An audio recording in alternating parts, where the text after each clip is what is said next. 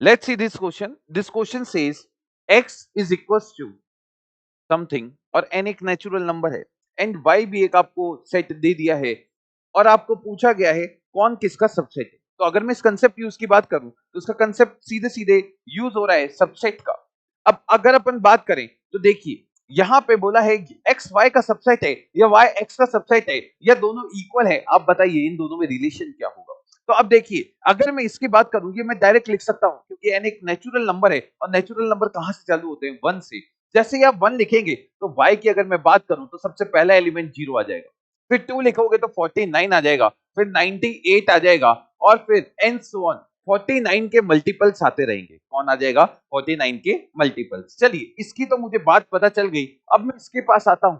मैंने यहाँ पे देखा कि x जो है वो 8 की power n minus 7n minus कितना है 1। अब मैं इसको एकदम से तो नहीं ऑब्जर्व कर पाया पर यहाँ पे मुझे एक बाइनोमियल का थोड़ा सा एक्सपेंशन पता है।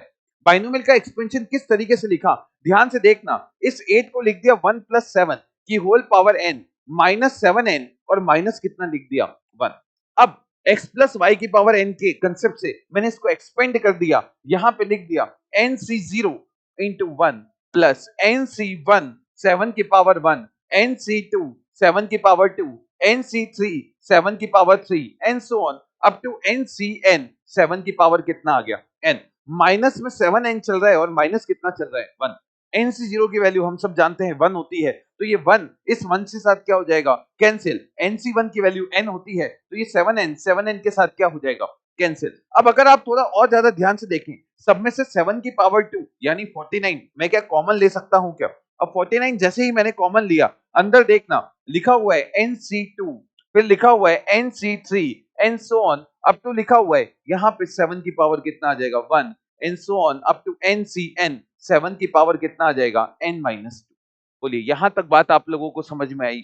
अब ध्यान से देखिएगा। अब क्योंकि यहाँ पे मैंने देखा n को जब मैंने 1 रखा तो वैल्यू कितनी आ गई 0 आ गई है ना क्योंकि यहाँ पे आप 1 नहीं 0 नहीं रख सकते 1 नहीं रख सकते क्योंकि 1 से 2 है ना तो अपन 1 और 2 मैन्युअली कैलकुलेट कर लेते हैं। जब n को 1 रखा तो x के अंदर कितना आ जाएगा भाई 0 है ना 1 रख के डायरेक्ट देख सकते हैं। अब अगर जैसे ही मैं 2 रखता हूं तो देखिए यहां से 2 रखने पे 2c2 तक चलेगा और 2c2 क्या 49 ही हो जाएगा क्या। तो ये कितना हो जाएगा आपके पास 49 है ना नहीं तो यहां पे भी रख के आप देख सकते हैं। फिर अगला जैसे ही अपन ने 3 रखा तो देखिए यहां से ये कितना आ जाएगा 49 इंटू 3c2 कितना होता है 3 कितना होता है 3 प्लस साथ में आ जाएगा 3c3 इंटू 7 की पावर कितना आ जाएगा 1। समझ रहे हैं आप ये सीरीज का मतलब समझिए 3 रखना है तो 3 तक चलेंगे 4 रखना है तो 4 तक चलेंगे अपन। अब इसकी कुछ ना कुछ वैल्यू आई होगी ये वैल्यू क्या 490 आ जाएगी क्या।